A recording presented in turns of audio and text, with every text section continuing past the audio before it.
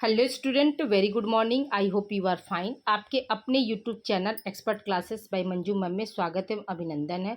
Student, आज मैं आप लोगों के लिए MA second semester home science paper 4 यानी बच्चों एवं परिवार का प्रबंधन कार्यक्रम आप लोगों का ये मॉडल पेपर 2 है स्टूडेंट, जिसका एग्ज़ाम आप लोगों का कब होने वाला है? कल, यानी 2 अगस्त को आप लोगों का इसका जो है एग्ज़ाम होगा स्टूडेंट। तो देखिए स्टूडेंट, बिना समय गंवाए स्टार्ट करते हैं। आप लोगों का पहला क्वेश्चन है कि प्रबंधकीय कौशल है, ठीक है। प्रबंधकीय कौशल क्या है, यानी मैनेजमेंट स्किल क्या होता है, ये आपका पहला क्वेश्चन पूछ रहा है स्टूडेंट। तो देखिए पहला ऑप्शन क्या है स्टूडेंट आपका कि विषय वस्तु का ज्ञान, ठीक है। दूसरा ऑप्शन है आपका योजना प्रबंध साधन। तीसरा ऑप्शन है प्रगतिशील विचारधारा। चौथा ऑप्शन है ज्ञानांजन की इच्छा, ठीक है। पांचवा ऑप्शन है कार्यकुशलता। छठवां ऑप्शन है नई पद्धति व तकनीकी में विश्वास। सातवां ऑप्शन है साधन संपन्नता। आठवां ऑप्शन है स्टूडेंट आपका स्पष्टवादी। और नौवां ऑप्शन है आपका विवेकशील। और 10वां है आपका कि अपने कार्य के प्रति समर्पित भावना। और 11वां क्या है आपका उपरोक्त सभी स्टूडेंट। याद रखिएगा स्टूडेंट की जो मैनेजमेंट स्किल होता है वो आपका क्या है, ये सभी होते हैं। यानी ये कौशल के अंतर्गत ये इतने सारे होते हैं कि अपने जो है कोई भी विषय वस्तु का हो आपको अच्छे से ज्ञान होना चाहिए। योजना प्रबंध का साधन, यानी आप कैसे साधनों का यूज करेंगे। इसके प्रगति विचारधारा का मतलब क्या हो कि आगे की सोच रखने वाला। ज्ञानांजन का मतलब क्या हुआ कि जहाँ से भी आपको नॉलेज मिले वहाँ पर क्या करना है, आपको ज्ञान लेना है। कार्यकुशलता का मतलब हुआ स्टूडेंट कि आप किसी कार्य को कितने अच्छे तरीके से करते हैं, ये हुआ, ठीक है। फिर क्या है नई पद्धति एवं तकनीकी में विश्वास, यानी नए नए टेक्नोलॉजी और पद्धति जो है उसके में क्या है आपको विश्वास करना और उसका यूज करने आपको आना चाहिए। फिर क्या है साधन संपन्नता, और जैसे कैसे सीमित साधन में हम किसी कार्य को कितने अच्छे से कर सकते उसको भी आना चाहिए, ठीक है। स्पष्टवादी का मतलब क्या हुआ कि आपकी जो बातें हैं, आपका जो काम हो बिल्कुल क्या हो, स्पष्ट हो। आप क्या हो, प्रबंध जो है आपका क्या होता है, एक तरह से विवेकशील, यानी बुद्धि पर आप लोगों के जो है पाया जाता है, या यूँ कर सकते हैं कि बुद्धि पर क्या है डिपेंड होता है, ठीक है। तो आई होप ये पहला क्वेश्चन आपको समझ में आ गया होगा स्टूडेंट। देखिए स्टूडेंट, एक क्वेश्चन आप लोगों का मैंने प्रीवियस ईयर में कराया है। क्वेश्चन नंबर है आपका 28 और वही क्वेश्चन फिर क्या है 75 पे आया है स्टूडेंट, ठीक है। तो 28 क्वेश्चन या 75 क्वेश्चन जो है आपका सेम है, ऑप्शन भी सेम है। तो देखिए यहाँ पर क्या है, जो है आपका क्वेश्चन क्या है, तो भारतीय गृह विज्ञान संगठन स्टूडेंट। क्वेश्चन क्या है आपका भारतीय, ठीक है, भारतीय गृह विज्ञान संगठन, गृह विज्ञान संगठन, भारतीय गृह विज्ञान संगठन की स्थापना कब हुई थी, ठीक है स्टूडेंट। तो देखिए क्वेश्चन नंबर 28 में क्या है, वहाँ पे थोड़ा सा जो है आपका टाइपिंग स्टेप हो गया स्टूडेंट। 1992 जो है पहला ऑप्शन हो गया है 1992, और जबकि क्या है 1975 में है आपका 1952 स्टूडेंट, ठीक है। तो क्वेश्चन नंबर 28 में क्या टाइपिंग मिस्टेक होने की वजह से मैं बता तो सही रही हूँ 1952, लेकिन वहाँ पर क्या टाइपिंग मिस्टेक हो गया तो 1992 लिखा है। तो इसको आपको क्या करना है, आपको 1952 ईस्वी में जो है भारतीय गृह विज्ञान संगठन की जो है स्थापना हुई थी। इसको जाकर वहाँ पे आप सही कर लीजिएगा, ठीक है। आइए अब हम क्वेश्चन नंबर 2 पर पहुँचते हैं।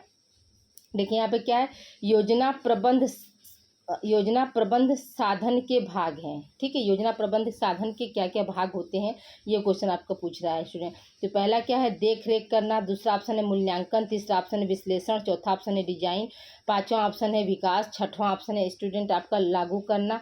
और सातवां ऑप्शन है आपका स्टूडेंट उपरोक्त सभी स्टूडेंट। याद रखिएगा कि जो योजना प्रबंध, यानी जो हम प्लानिंग करते हैं किसी भी कार्य को करने के लिए, तो उसके अंतर्गत क्या क्या चीज़ें आती हैं। तो याद रखिएगा कि हम उस योजना कर रहे हैं तो उसका देख रेख भी हम ही करेंगे, मूल्यांकन भी हम ही करेंगे, विश्लेषण भी होता है, उसका डिज़ाइन भी हम फ्रेम करेंगे। विकास मतलब उस योजना को लाने से देश को, समाज को क्या लाभ होगा या क्या विकास करेंगे ये भी, और फिर उस योजना को कब हमको लागू करना है ये भी, ठीक है। इसलिए यहाँ पे क्या हो जाएगा आपका उपरोक्त सभी वाला ऑप्शन जो है राइट हो जाएगा स्टूडेंट, ठीक है। अगला प्रश्न हमारा क्या कर रहा है स्टूडेंट, यूनिसेफ का फुल फॉर्म क्या है। यूनिसेफ का फुल फॉर्म क्या है स्टूडेंट। तो पहला ऑप्शन क्या दिया आपका यूनाइटेड नेशंस चिल्ड्रंस फंड्स। दूसरा ऑप्शन है यूनाइटेड नेशन चाइल्ड फंड। तीसरा ऑप्शन है उपरोक्त दोनों। चौथा ऑप्शन है इनमें से कोई नहीं। तो हम क्या बताएंगे स्टूडेंट कि जो यूनिसेफ का फुल फॉर्म क्या होता है। तो पहला ऑप्शन जो आपका सही हो जाएगा यूनाइटेड नेशन चिल्ड्रंस फंड होगा स्टूडेंट। ठीक है, अगले प्रश्न की ओर चलते स्टूडेंट। अगला प्रश्न हमारा क्या कह रहा है कि यूनिसेफ की स्थापना कब हुई थी। ठीक है, पहला ऑप्शन क्या है 11 दिसंबर 1946, दूसरा ऑप्शन है 12 दिसंबर 1946, तीसरा ऑप्शन है 13 दिसंबर 1946 और चौथा ऑप्शन है इनमें से कोई नहीं स्टूडेंट। तो देखिए स्टूडेंट, हमने प्रीवियस ईयर में ये पेपर आप लोगों को सॉल्व कराया था, तो उसमें शायद 22 बाई मिस्टेक हमने 12 दिसंबर 1946 sorry previous year paper solve नहीं, प्रीवियस ईयर में कुछ हमने जो है क्लास दिए थे उसमें जो है हमने शायद 12 दिसंबर 1946 बता दिया है। तो वहाँ पर क्या है, वहाँ पर भी आप लोग सुधार कर लीजिएगा। इसका राइट आंसर जो है आप लोगों का 11 दिसंबर 1946 है। ठीक है, 11 दिसंबर 1946 को क्या हुआ था, यूनिसेफ की स्थापना हुई थी। ठीक है, अगले प्रश्न की ओर चलते हैं स्टूडेंट। अगला प्रश्न हमारा क्या कह रहा है कि WHO का मुख्यालय कहाँ है। ठीक है, WHO का मुख्यालय कहाँ है। पहला ऑप्शन क्या है आपका स्विट्जरलैंड, दूसरा ऑप्शन है स्वीडन, तीसरा ऑप्शन इनमें से कोई नहीं। तो याद रखिएगा स्टूडेंट, इसका आंसर क्या हो जाएगा आपका जो है WHO का मुख्यालय कहाँ हो जाएगा स्टूडेंट, तो स्विट्जरलैंड में हो जाएगा। ठीक है, WHO का फुल फॉर्म क्या होता है स्टूडेंट, तो वो आपने बताया, हमने सुन लिया। WHO का फुल फॉर्म क्या होता है, तो वर्ल्ड, ठीक है स्टूडेंट, क्या होता है वर्ल्ड हेल्थ ऑर्गेनाइजेशन होता है। क्या होता है स्टूडेंट, वर्ल्ड हेल्थ ऑर्गेनाइजेशन होता है, याद रखिएगा। ऑर्गेनाइजेशन, वर्ल्ड हेल्थ ऑर्गेनाइजेशन जो होता है ये क्या है आपका WHO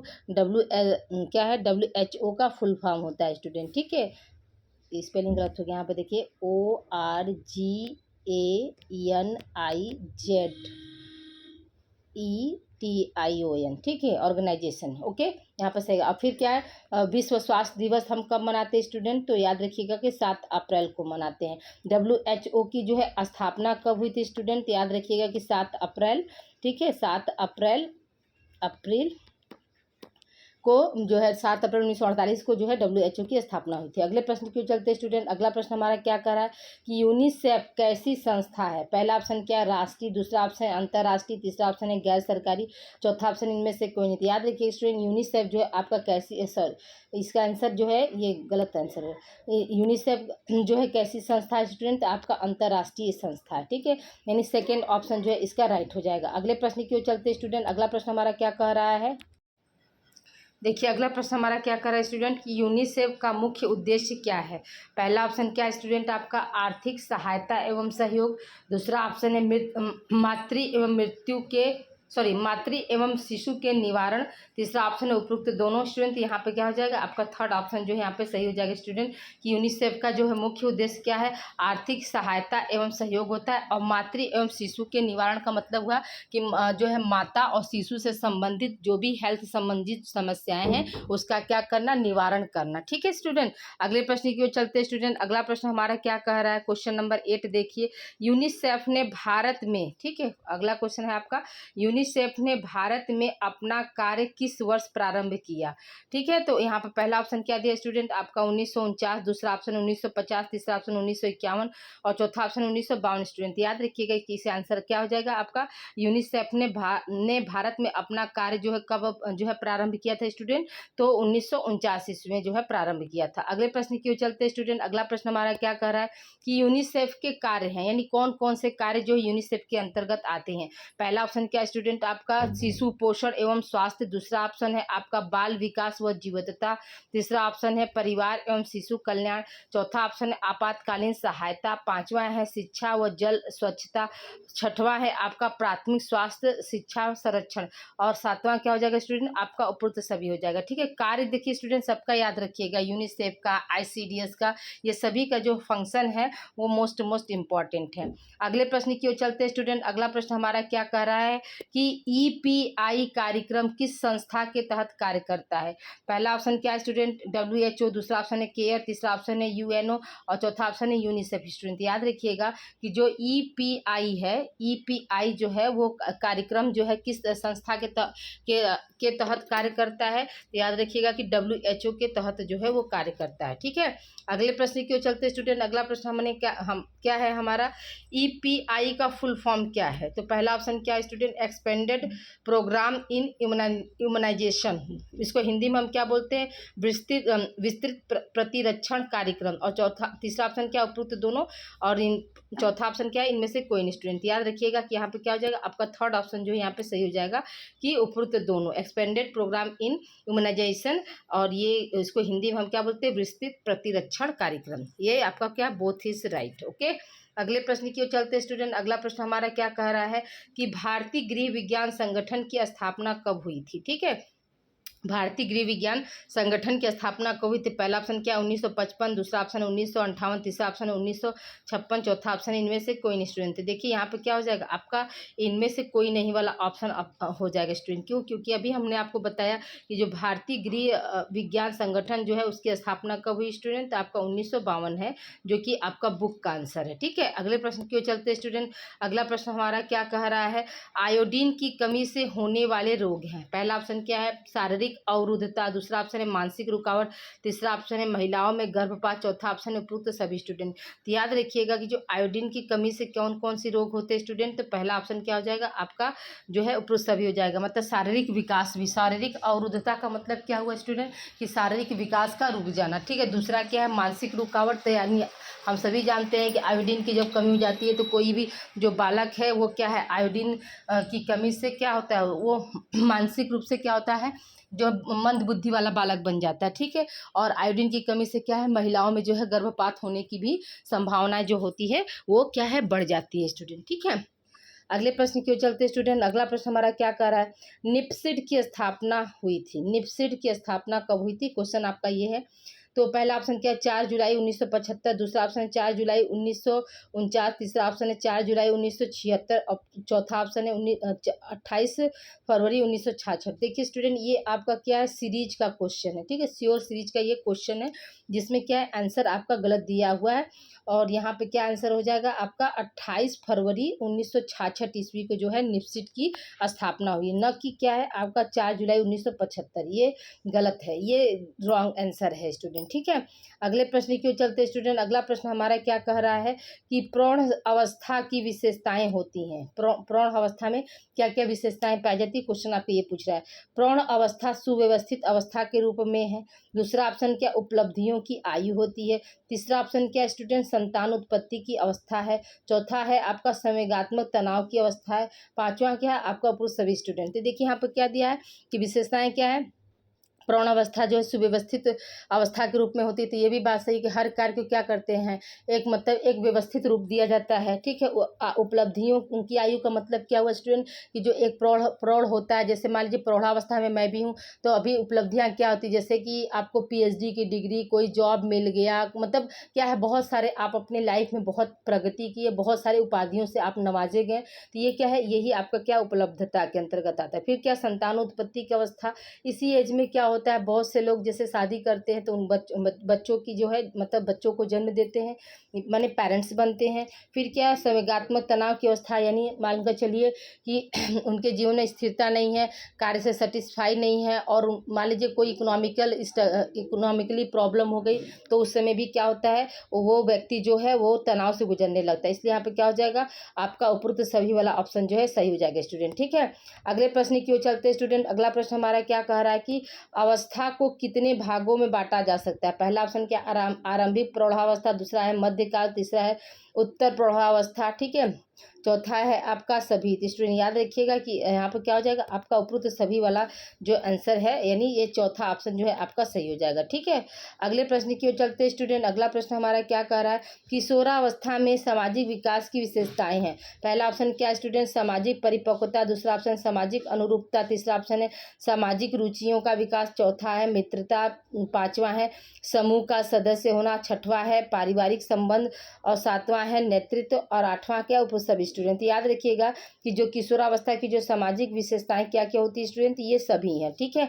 ये सभी हैं आपके, इतने सारे क्या है किशोरावस्था की जो है विशेषताएं, ये इंपॉर्टेंट क्वेश्चन है स्टूडेंट। ठीक है, अगले प्रश्न की ओर चलते हैं स्टूडेंट। अगला प्रश्न हमारा क्या कर रहा है, किशोरों के संवेग होते हैं, यानी किशोरावस्था में या किशोरों के क्या क्या संवेग होते हैं, किशोरावस्था में के संवेग होते हैं, या इसी क्वेश्चन को क्या कर सकता है स्टूडेंट, आपको किशोरों के संवेग के नाम से भी आ सकता है। तो याद रखिएगा किशोरों में कौन कौन से संवेग संवेग पाए जाते हैं? तो देखिए क्रोध भी होता है, ठीक है, पहला ऑप्शन भी सही है। दूसरा ऑप्शन ईर्ष्या भी होती है। तीसरा ऑप्शन जिज्ञासा भी होती है। चौथा ऑप्शन स्नेह भी होता है। पांचवा ऑप्शन भय भी होता है। इसलिए यहाँ पे क्या हो जाएगा, आपका उपरोक्त सभी वाला ऑप्शन यहाँ पे राइट हो जाएगा स्टूडेंट, ठीक है। अगर मानकर चलिए यहीं पर क्वेश्चन होता है कि बालक में, ठीक है, यहाँ पर क्या होता है स्टूडेंट, बालक में या बच्चों में जो है संवेग कौन कौन से होते हैं? तो याद रखिएगा कि क्रोध, ईर्ष्या और भय, ये तीन क्या है, बच्चों के जो है संवेग है, ठीक है। अगले प्रश्न की ओर चलते स्टूडेंट। अगला प्रश्न हमारा क्या कह रहा है कि किशोरावस्था में शारीरिक परिवर्तन होते हैं। कौन कौन से जो है शारीरिक परिवर्तन जो है किशोरों में देखा जाता है? पहला ऑप्शन क्या है आपका, ऊंचाई तथा भार होगा, भर नहीं हुआ स्टूडेंट, ठीक है, ऊंचाई तथा भार में परिवर्तन। दूसरा ऑप्शन है शरीर का अनुपात। तीसरा ऑप्शन है दांतों की संख्या। चौथा ऑप्शन है, पांचवा नहीं, चौथा ऑप्शन है पाचन तंत्र। पांचवा है श्वसन तंत्र। छठा है रक्त परिसंचरण। सातवां है अंतःस्रावी ग्रंथियां और आठवां उपरोक्त सभी स्टूडेंट। यहाँ पे क्या हो जाएगा, आपका उपरोक्त सभी वाला आंसर जो है सही होगा स्टूडेंट, ठीक है।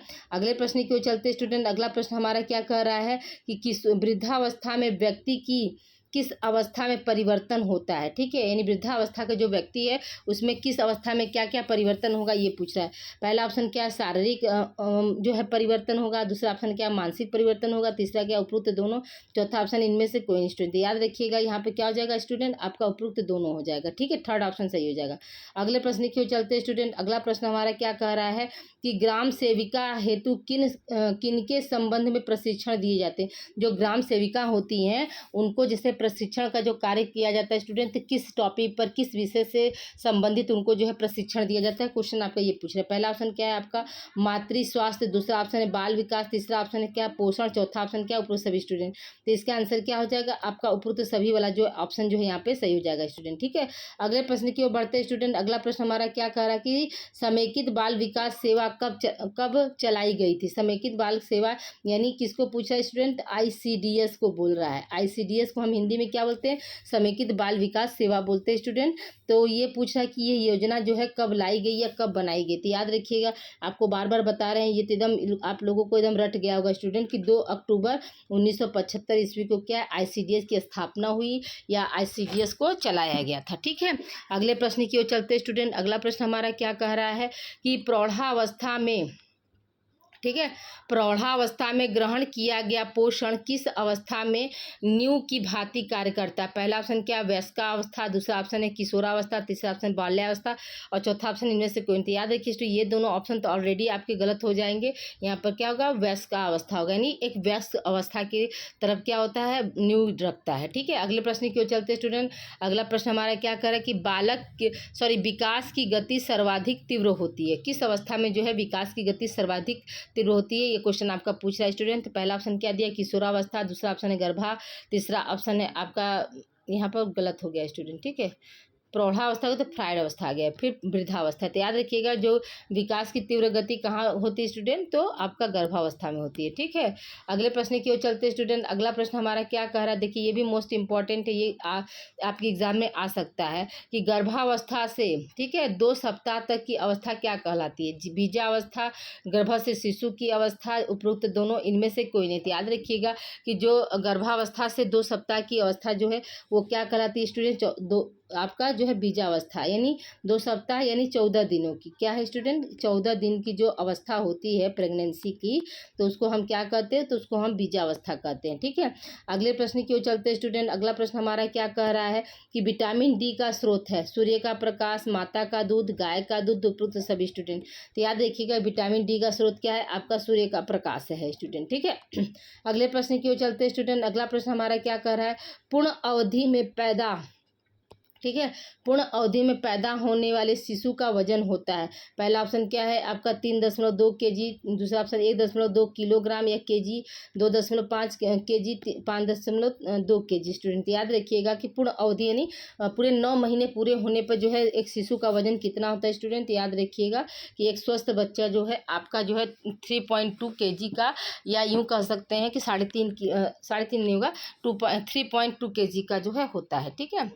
अगले प्रश्न की ओर चलते हैं स्टूडेंट। अगला प्रश्न हमारा क्या कह रहा है, क्वेश्चन नंबर आपका देखिए 28 है कि स्वास्थ्य जो है रोग का ना होना या आवश्यकता मात्रा नहीं है। एक मिनट रुक जाइए, आंसर थोड़ा सा क्वेश्चन छोटा करें। हाँ, ये देखिए अब ये पूरा क्वेश्चन आ गया स्टूडेंट। ठीक है, स्वास्थ्य रोग का न होना या आवश्यकता मात्र नहीं है, मात्रा नहीं होगा, मात्र होगा, नहीं है, बल्कि पूर्ण शारीरिक, मानसिक, सामाजिक स्वास्थ्य की स्थिति है। यह कथन किसका है स्टूडेंट? याद रखिएगा कि ये भी हमने आप लोगों को प्रीवियस ईयर वाले क्लास में कराया है। तो ये WHO ने जो है ये कथन दिया था। अगले प्रश्न की ओर चलते स्टूडेंट। अगला प्रश्न हमारा क्या कह रहा है कि आपातकाल एवं आपदा की स्थिति में सर्वाधिक ध्यान दिया जाता है, किस पर ध्यान देते हैं?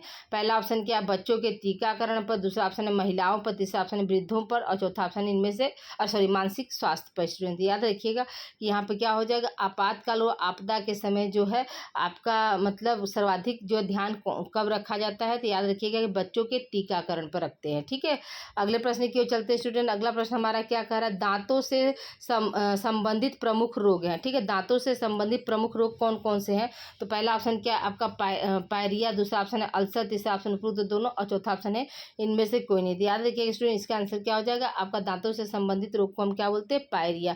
यानी पायरिया का मतलब क्या होता है, पानी लगना। ठीक है, दांत में क्या होता है, बहुत तेजी से जो है पानी लगता है। ठीक है, अगले प्रश्न की ओर चलते स्टूडेंट। अगला प्रश्न हमारा क्या करे, स्वास्थ्य का संबंध होता है। ठीक है, पहला ऑप्शन क्या है आपका स्टूडेंट, जीवन भर शरीर की पुष्टता से, अच्छा स्वास्थ्य एवं अच्छी आदतें, और इनमें से कोई नहीं। याद रखिएगा कि स्वास्थ्य का जो संबंध होता है स्टूडेंट वो कहाँ पर होता है, वो आपका जीवन भर चलने वाला साथ होता है। अगले प्रश्न की ओर चलते स्टूडेंट। अगला प्रश्न हमारा क्या कर रहा है, व्यक्तिगत स्वास्थ्य के लिए बचाना चाहिए। ठीक है, व्यक्तिगत स्वास्थ्य के लिए बचाना चाहिए, किसको बचाना चाहिए?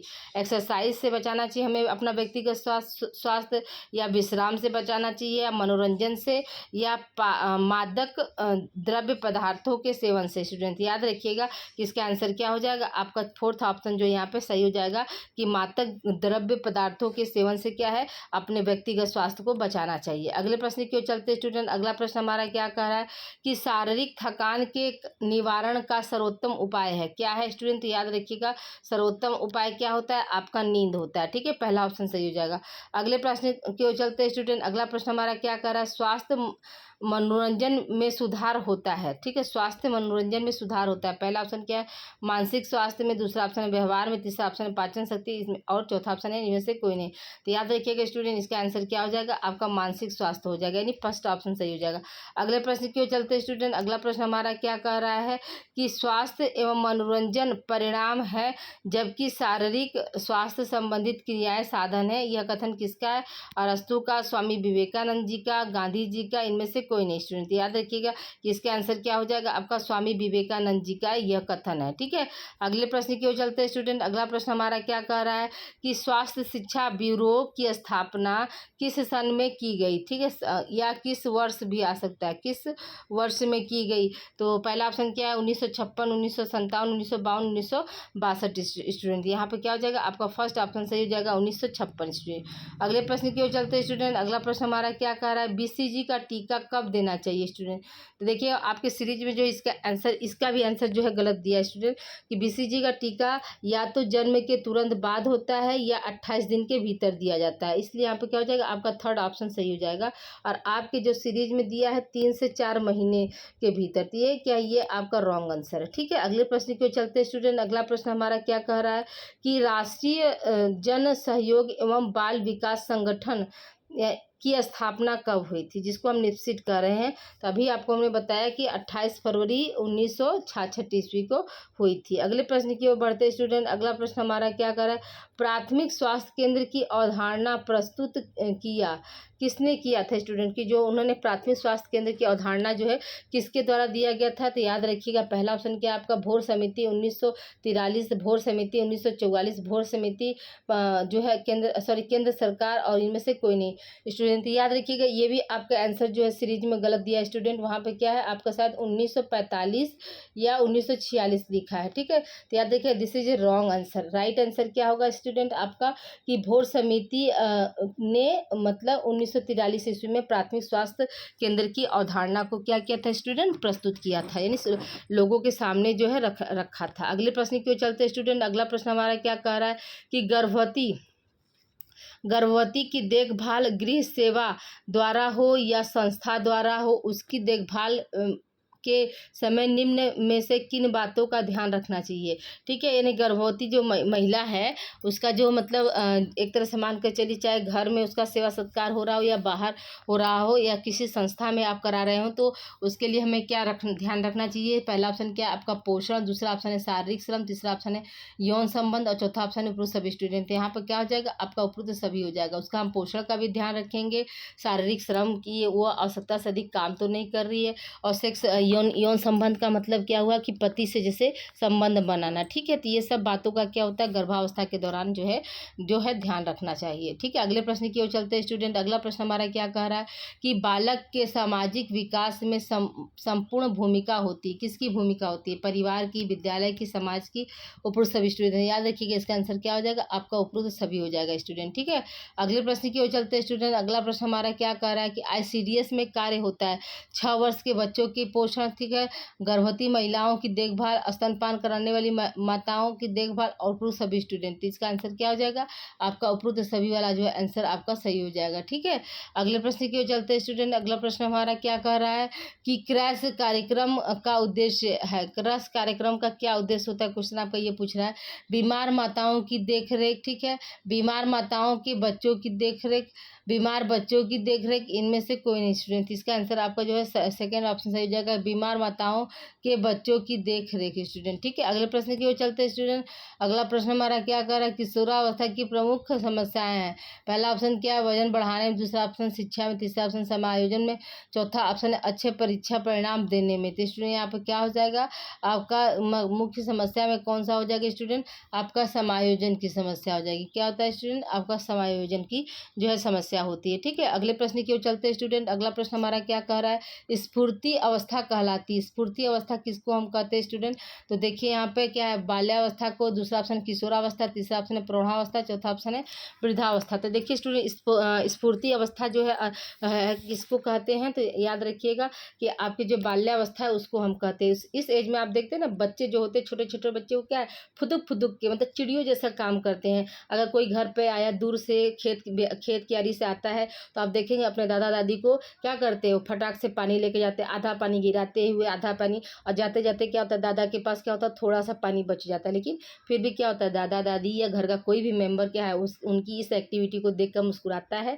और क्या है वो जो भी थोड़ा बहुत पानी बचा है उसको वो पीता है। तो इससे क्या होता है उनके दिमाग में ये चलता है कि नहीं कोई भी बाहर से आएगा तो क्या है पानी देने जाना है। ठीक है, और खासतौर से इसमें क्या होती है लड़कियां ज़्यादा एक्टिव होती हैं। हमको लगता है कि लड़कियां जो होती हैं ना स्टूडेंट वो बचपन से ही मतलब हर चीज़ों को नोटिस करना सीख जाती हैं कि हमको क्या करना है। हाँ, फट से पानी लाना, दाना लाना, मतलब ये चीज़ खाना पीना सब कुछ मतलब A to Z मतलब रेडी होती हैं। वाकई में लड़कियां बहुत प्यारी होती हैं। ठीक है, अगले प्रश्न की ओर चलते हैं स्टूडेंट। अगला प्रश्न हमारा क्या कह रहा है कि बच्चों का पहला शिक्षक होता है। ठीक है, पहला ऑप्शन क्या है माता, दूसरा ऑप्शन पिता, तीसरा ऑप्शन शिक्षक, चौथा ऑप्शन इनमें से कोई नहीं। तो याद रखिएगा कि बच्चों का जो है प्रथम जो है गुरु कौन होती है, तो उसकी माँ होती है। ये शुरू से ही हम आपको बताते आ रहे हैं कि चाहे वो लड़का हो या लड़की हो डजेंट मैटर, लेकिन उसकी जो प्रथम जो है गुरु कौन होती है, तो उसकी प्रथम गुरु जो है माँ होती है। माँ जैसा सिखाएगी बच्चा क्या होता है वैसा ही सीखता है, वैसा ही बनता है। ठीक है, अगले प्रश्न की ओर चलते हैं स्टूडेंट। अगला प्रश्न हमारा क्या कह रहा है कि एक शिशु के शरीर में कितनी हड्डियां होती हैं स्टूडेंट। पहला ऑप्शन क्या है 310, 280, 210 और क्या 270 स्टूडेंट। याद रखिएगा कि जन्म के समय या जन्म के बाद जो होता है शिशु में हड्डियों की संख्या कितनी होती है स्टूडेंट, तो 300 तक हड्डियां जो होती है जन्म के समय जो है शिशु में होती हैं।